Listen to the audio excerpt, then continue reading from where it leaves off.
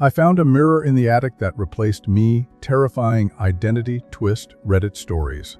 They say blood is thicker than water, but nobody ever tells you what to do when that blood starts to feel like poison. I grew up believing my family was perfectly ordinary, dysfunctional in the way all families are, but held together by invisible threads of loyalty, shared memories, and obligatory holiday gatherings.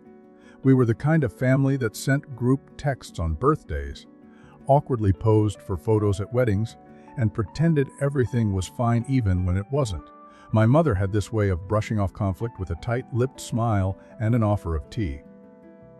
My father, always distant, hovered at the edges of our lives like a fading photograph. There, but never quite present.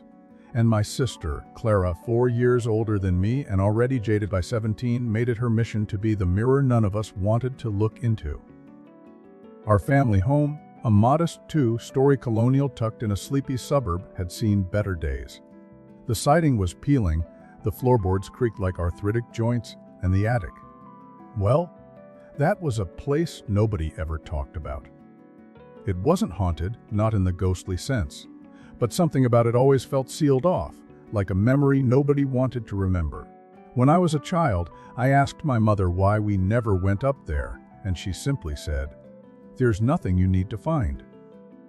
That was enough for me then, but time has a way of sharpening curiosity, especially when the people who shape your world start slipping away.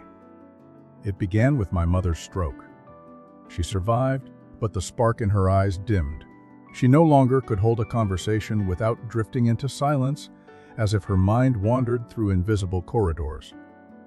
My father, already a master of emotional absence, receded even further, disappearing into crossword puzzles and long walks that began to stretch late into the evening. Clara moved out shortly after, and I was left alone in the house with people who felt more like echoes than family. One rainy afternoon, with thunder cracking overhead like the sky was breaking open, I found myself drawn to the attic. I don't know what pulled me there. Boredom, maybe. Or something deeper. The kind of impulse that doesn't feel like a choice. The door creaked as I opened it, revealing a narrow staircase coated in dust and time. Each step was a protest, groaning under my weight, and the air grew colder as I ascended, like stepping into another decade. The attic was a graveyard of forgotten things. Cardboard boxes with curling labels, broken furniture, yellowed newspapers, and the smell of mothballs. I moved carefully, brushing away cobwebs, until my foot hit something solid under a tarp. I pulled it back to reveal a small cedar chest, worn smooth at the corners, as if it had been opened and closed countless times. It wasn't locked. Inside were letters bundled with ribbon and a stack of old photographs. At first, they looked like the kind of things you'd expect. Black and white portraits, stiff family poses, smiles that didn't quite reach the eyes. But then I noticed something strange. One of the letters was addressed to me. My full name in handwriting I didn't recognize. The envelope was sealed with wax, the color of dried blood. My heart pounded as I opened it. The letter began simply, "If you're reading this, then the truth can no longer remain hidden." What followed was a story that unraveled everything I thought I knew about who I was and who my family had pretended to be. The letter claimed that my mother had a sister, a twin, whom she had erased from every family photo, every story, every memory she ever shared. This twin, Eleanor, had disappeared when they were 22 under circumstances that sounded like the plot of a bad mystery novel: a fire, a missing body, and a series of sealed court documents that no one ever spoke about again. I had never heard of Eleanor. Not once. And yet the letter insisted that her blood ran through my veins. Too, that she had a child and that child was me. I stared at the letter until the words blurred, trying to make sense of what it implied. Was my mother not my mother? Was Clara not my sister? Or had everyone just been lying to me all along? The photos added another layer of strangeness. Some were familiar. My mother, younger, smiling in front of the old oak tree in our backyard. But then there were duplicates.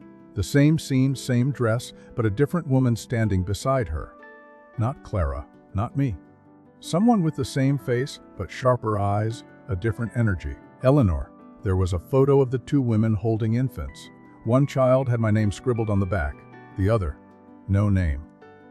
Just a question mark. I couldn't breathe. I wanted to scream, to run, to confront my mother.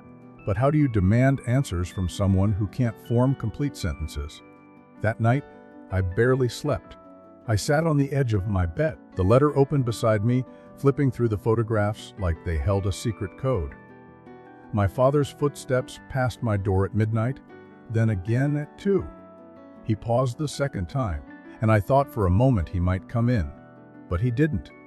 The next morning, I cornered him in the kitchen. I asked him directly, plainly, who was Eleanor? He dropped the mug he was holding. It shattered across the tile floor like an omen. He didn't answer.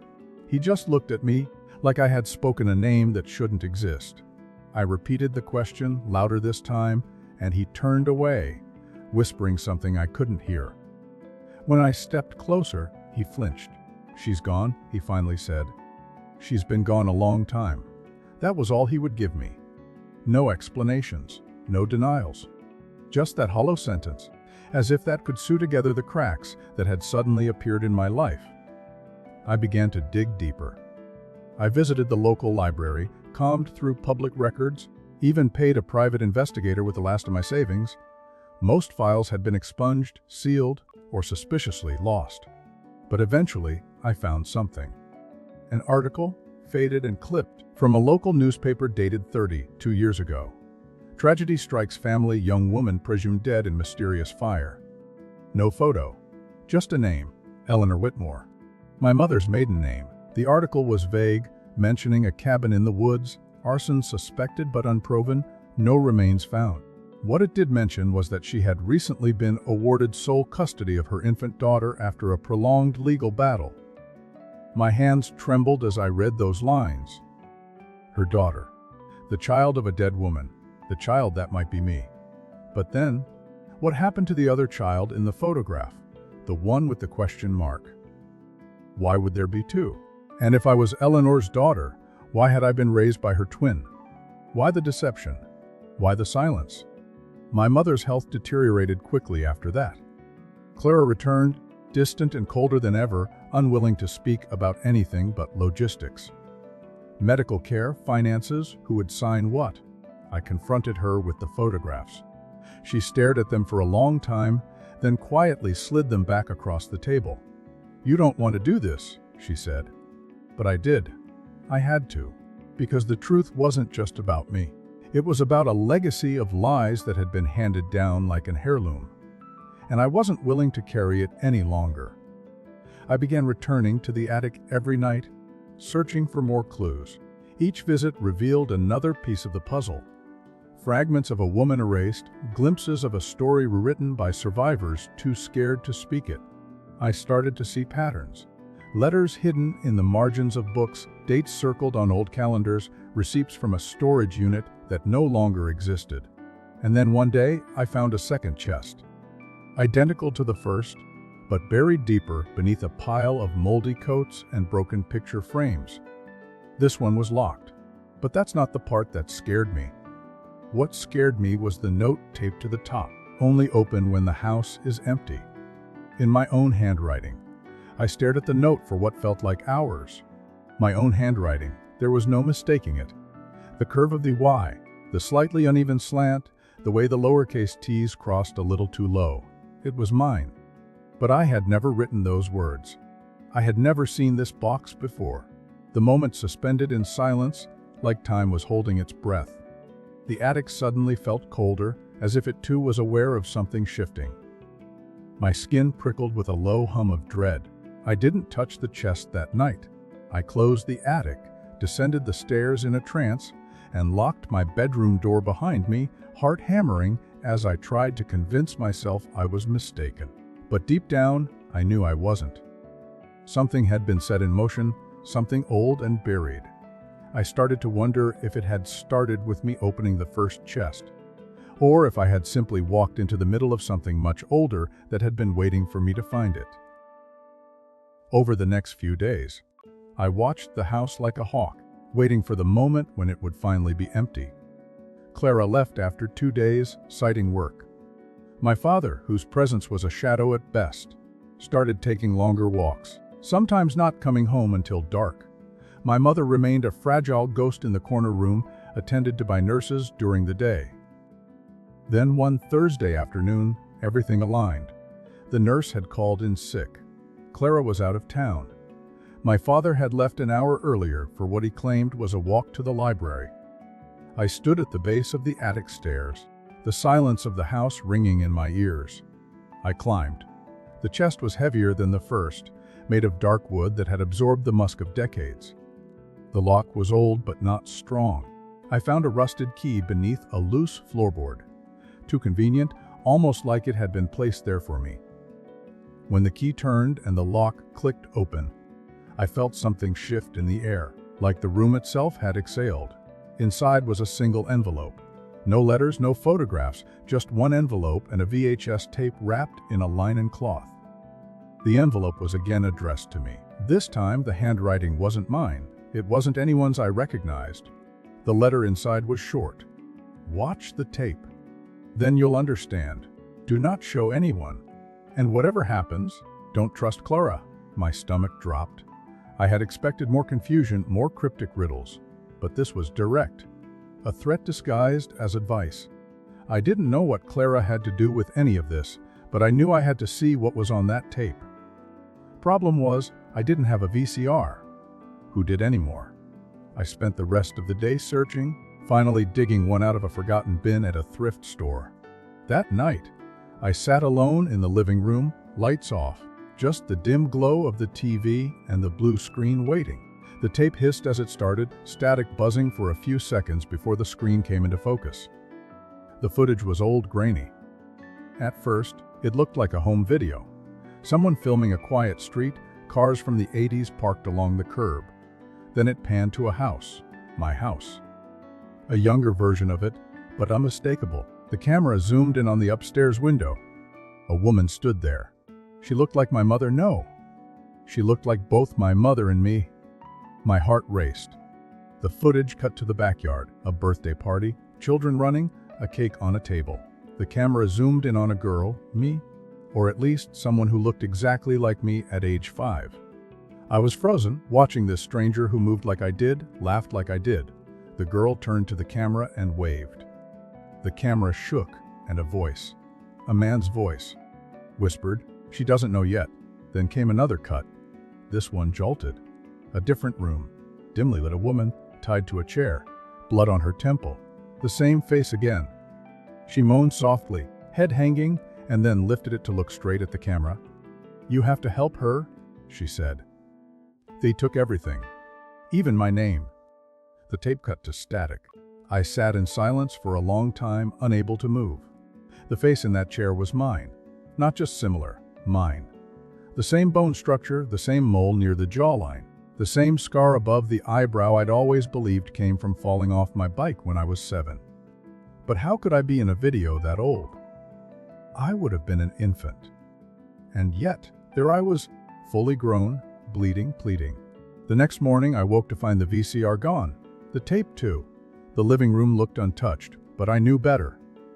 I searched every room, questioned my father, who simply blinked at me like I'd asked him about the weather, and called Clara. She didn't answer. My mind spiraled. Someone had taken it. Someone knew I had seen it. But why? And what did it mean? I began to think back, trying to stitch together fragments of memory that never made sense before.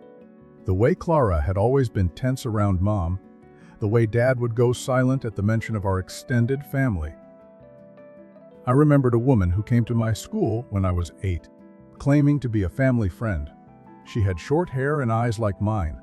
She gave me a silver locket and told me not to lose it.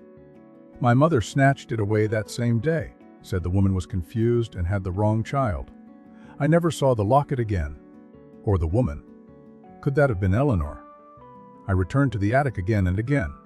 Each time, something seemed slightly different. A box moved, a picture crooked. Like the space itself was breathing, rearranging while I wasn't watching. I found more notes. Some in my handwriting, some in that other, unfamiliar one. Trust the blood. You're not who you think you are. Tuwu went in. Only one came out. I began having dreams, vivid ones. In them, I was always in the woods running. Sometimes I held a baby. Sometimes I was being chased. Other times I was staring at a burning cabin, screaming a name I couldn't remember when I woke. I began to suspect the dreams weren't dreams at all. They felt like memories. But whose? Then, one evening, Clara returned. She came home without warning, her suitcase still in the car. Her eyes were bloodshot, her hands shaking. "We need to talk," she said. I'd waited weeks to hear her say that, but now that she had, I felt only fear. We sat in the kitchen. She looked at me like someone who had just realized the person in front of them was a stranger. "You've been digging," she said. It wasn't a question. I nodded. She looked down, jaw tight. I tried to stop this. I really did. But once you open that first door, the others follow. She reached into her coat and pulled out the locket, the same one I remembered from childhood. She placed it on the table between us. "You need to know the truth, but I don't think you're going to like it." I waited, heart in my throat. Clara took a breath, then said, "You're not my sister. At least, not in the way you think. You're her daughter. Eleanor's. After the fire, they were going to put you in the system. But Mom, well, your mom's twin. She couldn't let that happen. So she took you, changed your name, pretended you were hers." I stared at her, the words hitting like hailstones. "So you knew?" She nodded. "I've always known. I was 13 when it happened. They made me promise never to tell. Said it was safer. That you were in danger." Her voice cracked.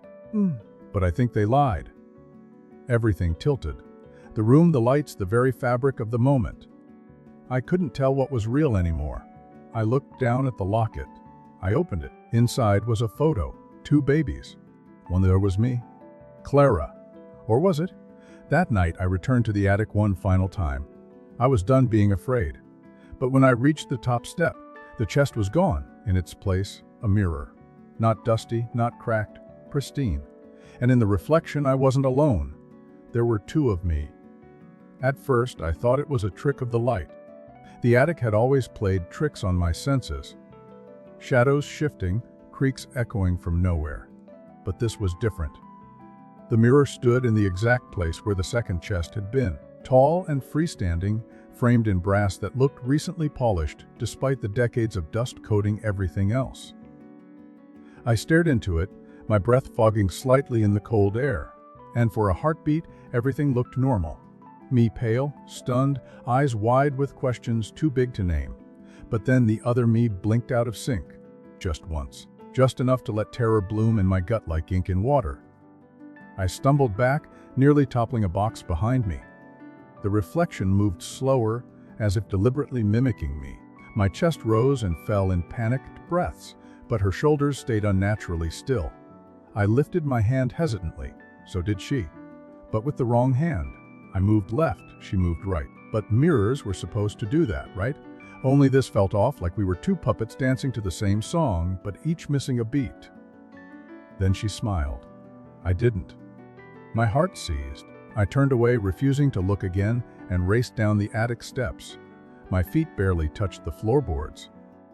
I slammed the attic door behind me, heart hammering loud enough to drown out every rational thought.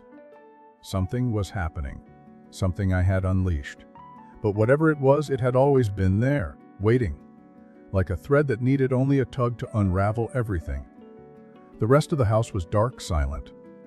My father was asleep in his chair again, the television flickering blue shadows across his sunken face. My mother, silent as ever, stared blankly at the ceiling from her bed. And Clara, gone. She'd vanished again, leaving no trace but the locket still burning a hole in my pocket. I clutched it like a talisman, half expecting it to glow or hum, or break into pieces in my hand. But it remained cold. Silent. I didn't sleep that night. I sat at the kitchen table with every light on, surrounded by a pile of photographs, letters, and notes I had collected over the past weeks. I tried to map it out. Connections, timelines, truths hidden in plain sight. If what Clara had said was true, then I wasn't just a niece raised by her aunt. I was a replacement, a shadow pulled into someone else's life. And if the woman in the mirror was real, if she was Eleanor's true daughter, then who was I? And why did she look exactly like me? The days that followed blurred. I barely left the house, barely ate, just existed in a loop of memory and fear. Every time I passed a mirror, hallway, bathroom, even the black screen of my phone, I watched too closely.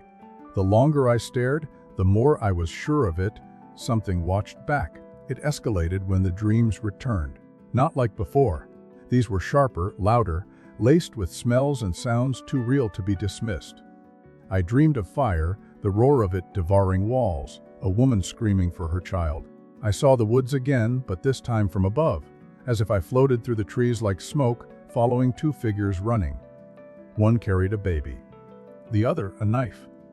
When I woke, my fingers ached as if I had been gripping something tight all night. I checked my sheets and found soot beneath my nails. The worst came on the third night. I dreamed I stood in the attic, in front of the mirror, but there was no reflection, just darkness. Then a shape emerged, her, the other me. But she wasn't smiling this time. Her eyes were hollow, her mouth sewn shut with threads that shimmered like silver. She reached out through the glass, pressed her palm against it, and when I mirrored her, when our hands aligned, her mouth tore open and she screamed. I woke with blood on my pillow. My nose had blood in my sleep. My ears rang with a high, pitched whine that didn't fade for hours. Something inside me cracked then. I couldn't keep pretending I was still safe, that this was something I could research or explain away. I needed answers, and there was only one person left who might give them to me. I went to find Clara. It took days to track her down. Her phone was dead, her apartment empty. No one at work had seen her. It wasn't until I visited the old library downtown, the one our mother used to take us to in the summers, that I found a trace. The clerk, a tired woman with cracked glasses, remembered Clara, said she'd come in asking for information on local fires in the early 90s. Said she looked scared. I found Clara in a motel on the edge of town. The kind of place where the curtains never open and the front desk clerk doesn't ask questions. She didn't even flinch when I knocked. She opened the door, stepped aside, and let me in like she'd been waiting. "You saw her, didn't you?" she said before I could speak. I nodded. She lit a cigarette with shaking hands. I told them this would happen, that secrets like this don't stay buried. But they wouldn't listen. Not Mom, not Dad, and definitely not Eleanor. That name twisted something inside me. Clara paced the room. "You don't understand. There weren't supposed to be two of you. After the fire, after Eleanor died, or didn't die, they brought the baby to us. But then another baby showed up, identical, same DNA, same fingerprints, but different. One was yours, the other wasn't. But nobody could tell which was which." I stared. "So I might not even be Eleanor's daughter." She exhaled smoke through her nose. "You might not be anyone's. That's what they were afraid of. They called it a glitch. A fracture. Like reality hiccuped and spit out two versions of the same child." I wanted to laugh, to scream, to throw something. But all I could do was whisper, "Why didn't anyone tell me?" "Because we didn't know which one you were, and we were scared to find out." But the words sat between us like broken glass. That night, Clara gave me the key to a storage unit she said our mother had secretly kept for years. "Whatever truth there is," she said, "it's in there." I went the next morning, nerves rattling inside me like marbles in a jar. The unit was small, cold. Dust shimmered in the shaft of sunlight that slipped through the cracked door. Inside were boxes. Not many, each marked with a red symbol I didn't recognize. Inside I found tapes, journals, medical records. But one journal caught my eye, its leather cover embossed with a symbol that matched the one from the mirror's frame. I opened it. The handwriting was shaky, desperate. The entries began calm, then spiraled into madness. Phrases like, "She's watching again," and "The mirror isn't a reflection, it's a door," filled the pages. One entry chilled me to my core. We thought she died in the fire. But she didn't. She changed. She's not just trying to come back. She wants to replace the one who lived. And she won't stop until she does. That night, I returned home to find every mirror in the house covered. Bedsheets, blankets, towels. Clara had done it while I was gone. She stood in the hallway, eyes red, hands trembling. "She's stronger now," she said. "The more you learn, the closer she gets." I pulled the locket from my pocket and opened it again. But this time the photo was gone. Only a message etched inside remained. Only one belongs. And for the first time, I understood the truth I had been running from. One of us was never supposed to exist. And she wanted her life back. Clara and I didn't sleep that night. We sat back to back on the floor of the living room, every light in the house blazing like a beacon against the creeping dark. The mirrors stayed covered, each one buried beneath layers of fabric, taped down at the edges as if that could hold something in. But the silence pressed in on us like fog, thick, heavy, alive. We didn't talk much. There was nothing left to say. The truth was out now, and it hovered between us like smoke from a long, buried fire. I wasn't sure who I was anymore. Eleanor's daughter, maybe. Or maybe not. A glitch, a copy, a fracture. Someone else's echo given a heartbeat and a name. It was impossible to know which of us had been the original, and which was the reflection, the accident, the uninvited soul. All I knew was that something had crossed over. From the mirror. From the fire. From wherever she had been waiting. And now she wanted back what she believed was hers. That night, the house made new sounds. Not the creaks and groans of aging wood, but slow, deliberate footsteps on floors that no one walked. Breathing in rooms that should have been empty. A soft tapping at the bathroom mirror, like fingers too thin and too long trying to scratch through glass. Every time it happened, Clara gripped my wrist tighter. "She's getting closer," she whispered. By morning, we were pale, hollow, half real. I caught my reflection in the microwave door while reaching for coffee and jumped. For the briefest second, I could swear she didn't flinch when I did. Her smile was too wide, her eyes too hungry. Clara threw a towel over the microwave. "We need to go back," I said. "To the attic." Clara shook her head, lips trembling. "That mirrors her door. You open it again, and she wins." But I wasn't planning to open anything. I needed to see it again, to understand it. The attic had started all of this, and deep down, I knew it would also be the place where it ended. So I went, alone, while Clara showered. Every step up the stairs felt like a countdown, and when I opened the attic door, I half expected her to be standing there, waiting. She wasn't. The mirror stood where I left it, still spotless, untouched, and wrong. A piece of the world that didn't belong. I didn't approach. I just stared, watched, waited. My breath slowed, my heartbeat steadied, and that's when I saw her again. Not just in the reflection, behind it. She was watching me from the other side of the glass, barely visible, as if submerged in murky water. Her eyes locked onto mine, and something in my body went cold. I couldn't move, couldn't look away. Her hand rose slowly, palm pressed against the other side of the mirror, and then so did mine. I didn't mean to do it. My muscles weren't mine. It was like being puppeted from beneath the skin. I forced myself back with everything I had. I stumbled, gasping, heart slamming, and the trance broke. The mirror went still, empty. But in that moment, I had felt it. Her pull, her rage, her intent. She didn't just want to come through. She wanted to be me, and she was waiting for the right moment to do it. When I returned downstairs, Clara was gone. The bathroom door wide open, steam still rising, the shower still running. But no Clara, only her phone, left glowing on the bathroom counter. A single notification buzzed on the lock screen. "It's not safe. She's already here." Panic strangled me. I called her name over and over, tore through the house. Her car was still out front, her clothes still in her suitcase.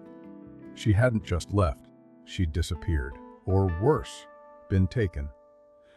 Replaced? I didn't know what to do. I tried the police. But how do you explain that your sister has been abducted by your mirror twin? I called hospitals. Nothing. She had vanished without a trace, like a breath exhaled and forgotten. That night, I slept with a knife beside my bed. Every mirror in the house was covered.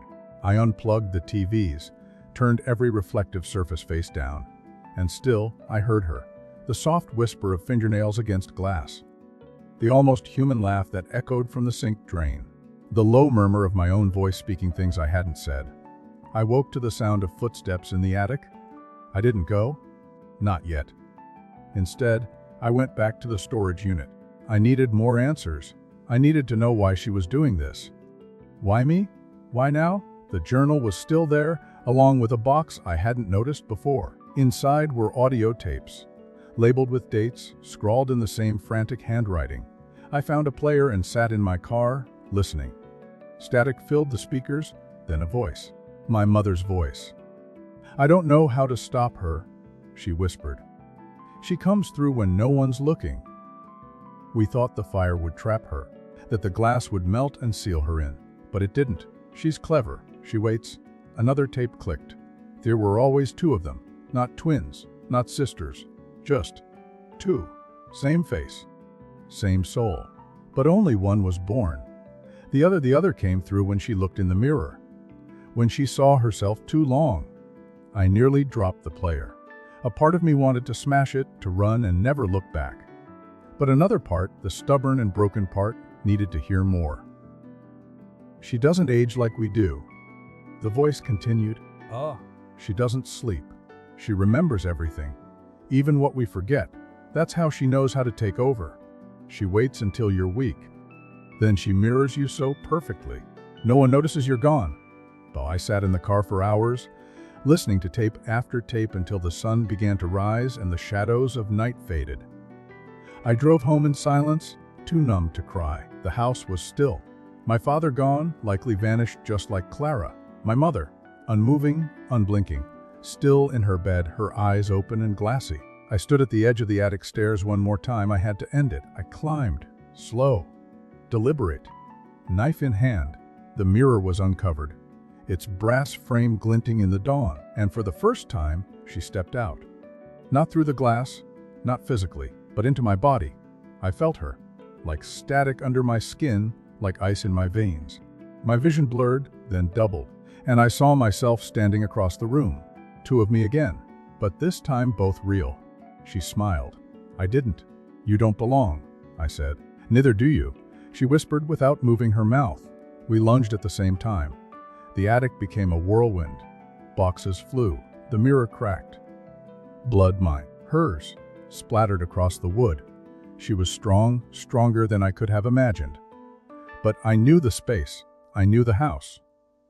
And I knew how to fight like someone with nothing left to lose. I drove the knife forward. Not into her, but into the floorboards beneath the mirror. Into the crack I had found months ago, the place where everything started. And the mirror screamed, not shattered. Screamed. The sound wasn't human. It tore through the walls, the ceiling, the very bones of the house. She reeled, her form flickering, shifting, warping. For a moment, I saw everything, her face, mine, Eleanor's, Clara's, all superimposed into one impossible identity. And then she vanished. Gone. The mirror went dark.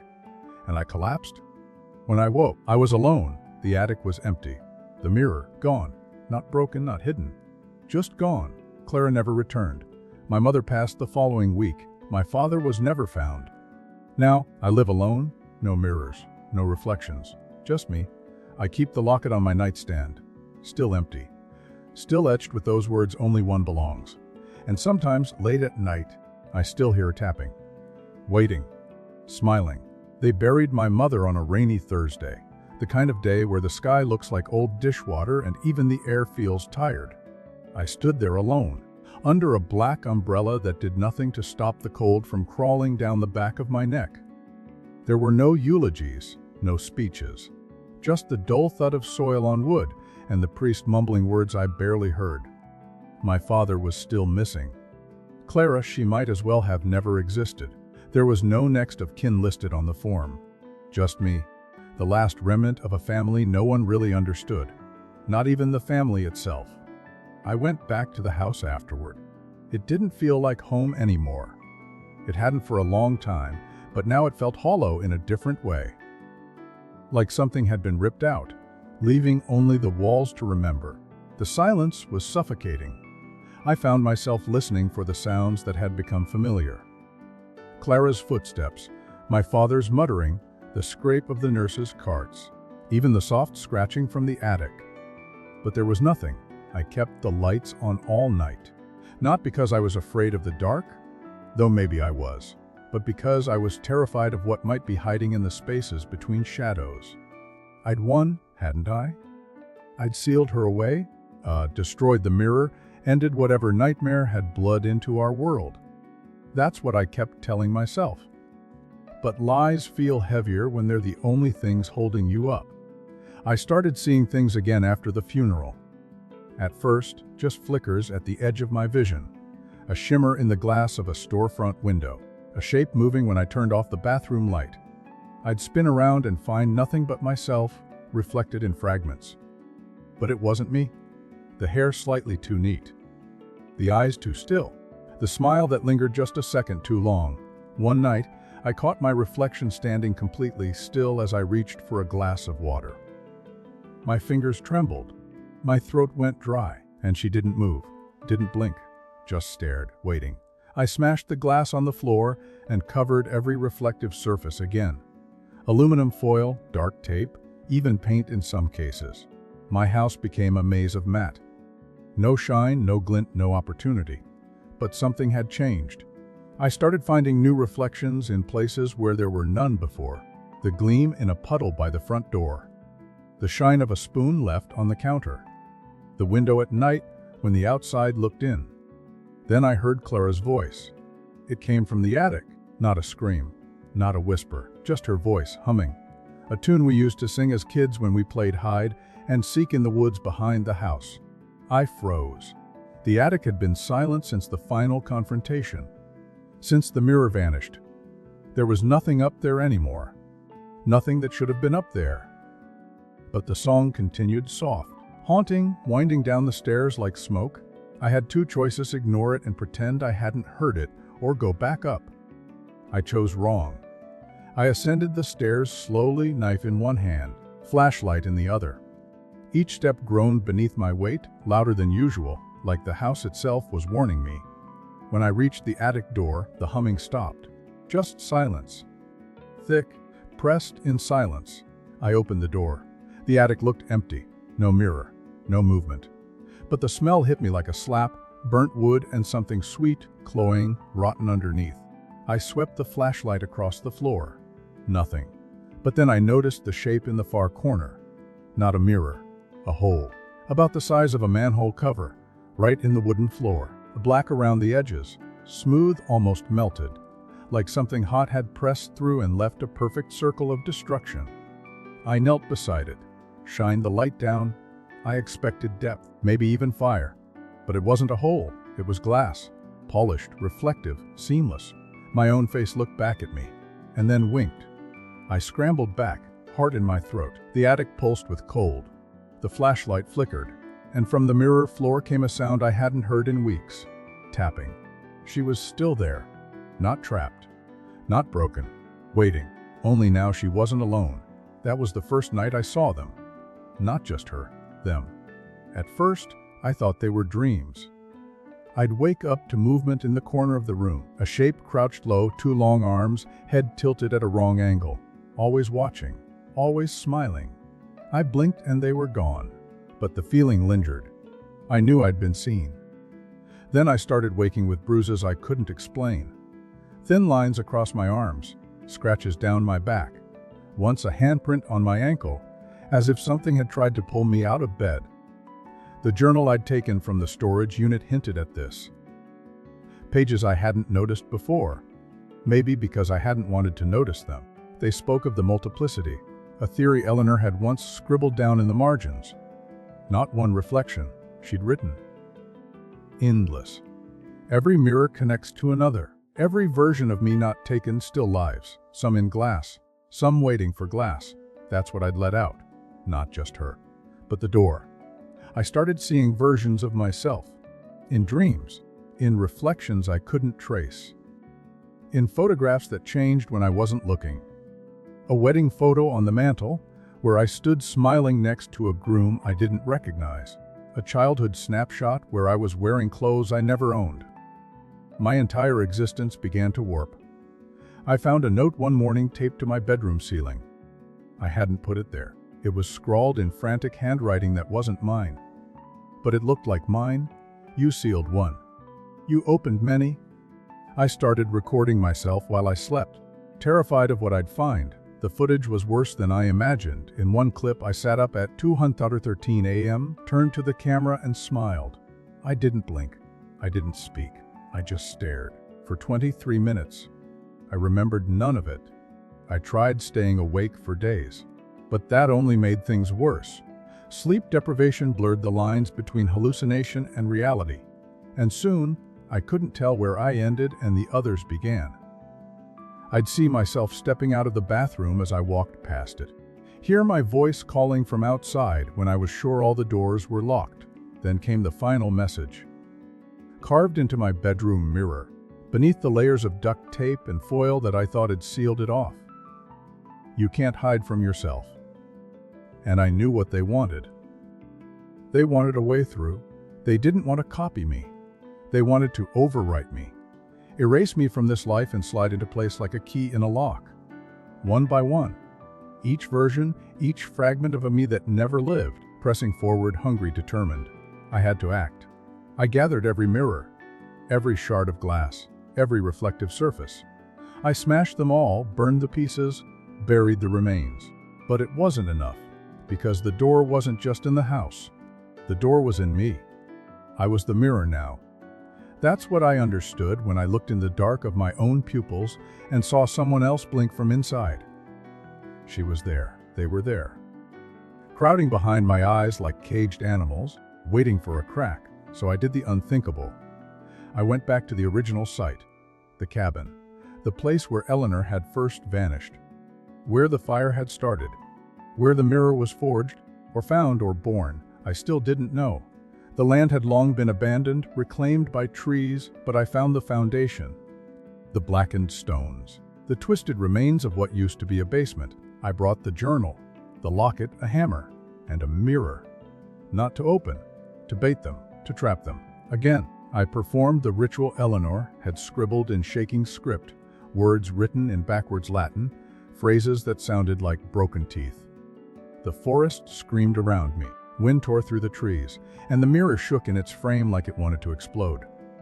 Then they came, one by one, reflections peeling out of shadows, some tall, some small. Some broken, bleeding, laughing, crying, all of them me. I saw myself in every age, every emotion, every possibility I never lived. And I screamed, not from fear, but from fury. You don't get to have this life, I shouted. You don't get to take it? And I shattered the mirror. Glass flew. The wind stopped. Silence. For a heartbeat, I thought it was over, but when I looked down, the journal was gone, and in its place a photograph of me, standing at the cabin, smiling, holding hands with someone who looked just like me. Only the caption scrawled at the bottom wasn't mine. One always gets out. I burned the photo that night, but it didn't matter. The image was already seared into my brain. Mick, but not me, smiling in front of the ruins, hand in hand with something that wore my skin like a mask. Her, the first one.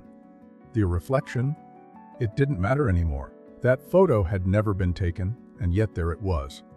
Proof that timelines were bleeding into each other, overlapping like broken glass, stacked too carelessly. I had tried to end it in fire, just like Eleanor had, and just like Eleanor, I had failed. When I returned to the house, it was no longer mine. The locks turned with my key, but the moment I stepped inside, the air shifted. Colder still. The smell had changed too. No longer the dusty, aging scent of neglect, but something sweeter, metallic, like rusted sugar. I walked through the hallway slowly, scanning the walls, the corners, the ceilings. All the reflective surfaces I had destroyed were whole again. No seams, no glue, no evidence they'd ever been broken. In the kitchen, the microwave gleamed.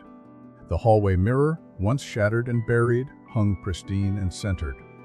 Even the silverware sparkled, perfectly aligned in drawers I hadn't opened in weeks. But what froze me was the family portrait over the fireplace.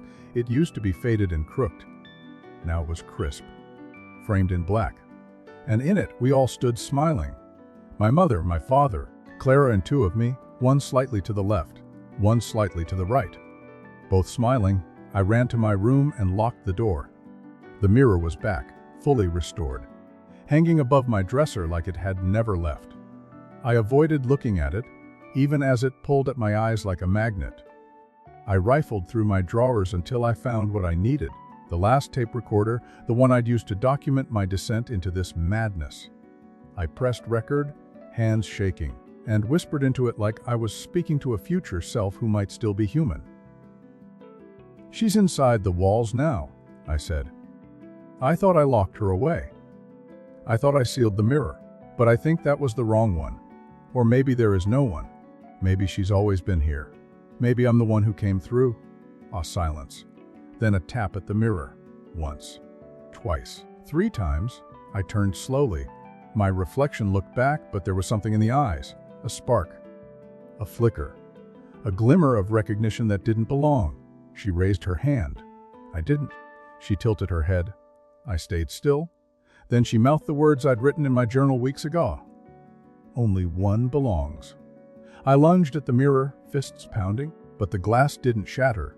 It rippled, like water, like a veil between two worlds, and then I was pulled in. No heat, no cold, just pressure, like being swallowed by silence. I opened my eyes in a room identical to mine, but wrong. The colors were slightly off, the angles crooked, the air too clean. I turned and saw her standing there. The other me, hair perfect, eyes vacant. She was already walking toward the door. "No!" I screamed. "You can't take it! You can't have my life!" But she didn't answer. She didn't even look back. She walked through the doorway into my house, my world. And I was alone. Inside the mirror, I screamed, beat my fists against the glass from the inside. But she had sealed it behind her. On her side, everything looked normal, just a reflection. But from where I stood, I could see everything. I watched her brush my hair, wear my clothes, talk on my phone. I watched her cook my meals, water my plants, even laugh in the same tone I used to. And no one noticed. No one ever does. She was flawless, seamless, a perfect replacement. But I waited, I watched, and over time I began to see the cracks. She smiled too often, laughed at things that weren't funny, blinked too slowly. Clara noticed first. At least I thought she did. One night, I saw Clara standing in the hallway, staring into the mirror. She didn't say anything, but her eyes were wet. She reached out, her fingers touching the glass. I screamed. I begged her to hear me. She didn't flinch, just whispered, "She's not you?" And left. That was the last time I saw her. Days blurred, or maybe weeks. Time doesn't pass normally in the mirror. It stretches, loops. I tried counting minutes, hours, even heartbeats, but I gave up when I realized I no longer cast a shadow in her world. I wasn't there. I wasn't anywhere. Until the door opened again. I didn't expect it. It happened in the middle of the night. The mirror rippled, and a hand pushed through. Small, pale, not hers, a child's. I backed away, heart thudding. The girl stepped through. Maybe 7, maybe 8 years old. Her eyes wide, curious. She looked around, then directly at me. "You're her," she said. "Who are you?" "I'm nobody yet," she answered. "But I will be." But behind her, more children stood in the glass. Hundreds, all versions, all fragments. Some laughing, some crying, some with eyes stitched shut, one with no mouth at all. They didn't step through. Not yet. But they were watching. "I came to tell you something," the girl said. "You didn't lock her in. You locked yourself out." I shook my head. "No. She took my place." She didn't take it. "You gave it to her. You looked too long. You questioned too much. You made the space she needed." My legs buckled. "I just wanted the truth." "And now you have it," she said. "There's never only one, just the one who wins." Then she vanished, and the mirror went dark. That was a long time ago. I don't know how long I've been in here. Days don't happen. Clocks don't tick. I don't age, I don't sleep, I just watch. Wait. Endure. But I've learned something.